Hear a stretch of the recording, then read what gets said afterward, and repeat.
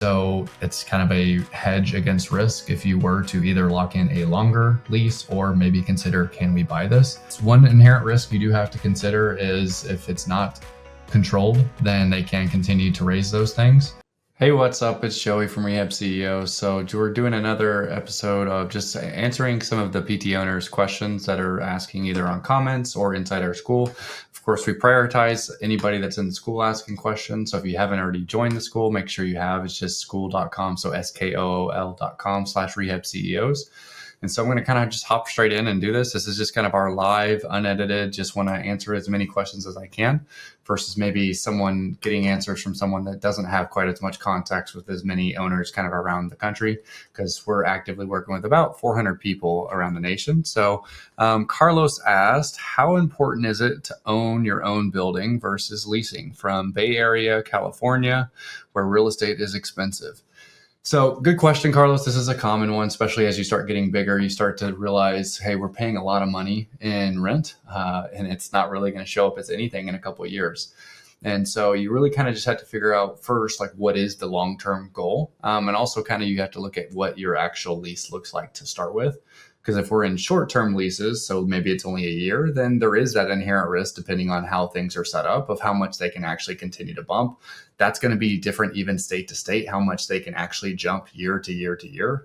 There are a lot of things that happened during COVID where they made that to where they couldn't jump as fast to where, because a lot of people were doing that to try to force people out as everything started to boom. And so that's one inherent risk you do have to consider, is if it's not controlled, then they can continue to raise those things.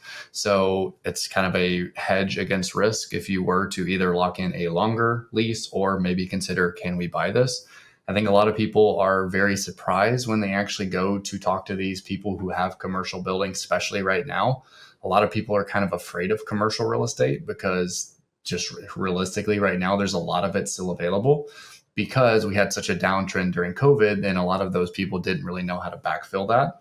And so it's quite a different market than even the residential side of things. If you're a PT clinic owner who's looking for a little bit more help, or maybe you're even just looking for a community where it's not just a bunch of people complaining, making it look like the physical therapy industry is a dumpster fire, like pretty much all the Facebook groups out there, what we've decided to do is create a school group where there is over 1,000 PT clinic owners who are trying to make a difference, not complain about things, but actually find solutions instead of problems, and take our systems that we're using in over 400 clinics around the nation. So that way there's no guesswork, because you can have guesswork, hard work, or you can have a framework.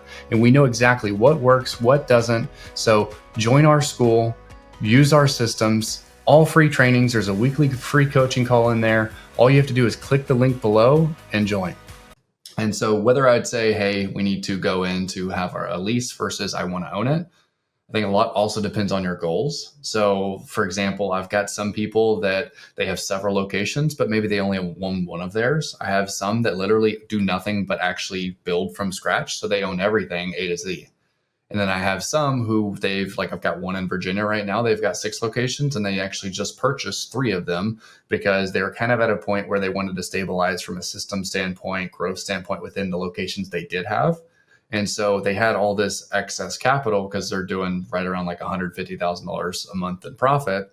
And so for them, like, doesn't really necessarily make sense for that money to not be doing something. And so if they're not necessarily going to buy or acquire clinics, or they're not opening another de novo at that time, it's either we can put that money into the markets, or we can put that into something that we know for sure is going to be around for a while, which is your business if you don't plan on selling it. And so at that time, it starts to make sense, or also when you start to look at it from a tax liability standpoint. So that's the other considerations, because when we start to buy buildings, we can do accelerated depreciation. We can start to do a lot of different things around that type stuff. So that way, if you're starting to make fat stacks, then of course we want to be able to keep fat stacks instead of just effectively making it. And then unfortunately, we pay it all to the government. So there are some inherent benefits of that. Things where you might not want to actually go ahead and actually buy the building is if you think you could better allocate that money somewhere else. And so what that means is, yes, it's nice to have the building, because if you go to sell the practice later, most companies, like pretty much all the private equity companies, don't really want the real estate. They just want the actual business itself, because that's a separate kind of business model. They don't want to really have any worries with that. So then you can sell your practice for a couple $1,000,000 or several $1,000,000, depending on how many locations, how big you are, EBITDA, everything like that. And then now you also have this passive income that you still have passive. There's always some type of active with real estate in general, but you have some type of actual nest egg from the sale, but you're also making money from the actual real estate side of things. And you know you have a good tenant because it was literally you before. So you know the people in there. Healthcare is one of the best tenants you can effectively have. But if you're like, hey, I'm cash flowing this money, should I buy this or should I open more locations? If the goal is to open more locations faster, I don't like the idea of actually being cash constrained because I put it all into an actual building. I would rather dump that into another location, because if we have roughly a 2,400 square foot location, you should be able to fit about 4 therapists in there. So every 4 therapists we have in there, that should be right around $80,000 a month in revenue and $28,000 a month in profit. So you just have to ask yourself, if I was to dump 200 grand, which is usually about what a build out is for a de novo or something like that, could that be better allocated from a making money standpoint in the building, or does the potential of just having another location actually get us there? So if you're like, hey, I just want to stay one location, then probably actually looking at the route of owning the real estate could make sense. But it's kind of the same things when you're looking at investing and stuff like that. I could just pretty much put money into index funds and probably average about 8%.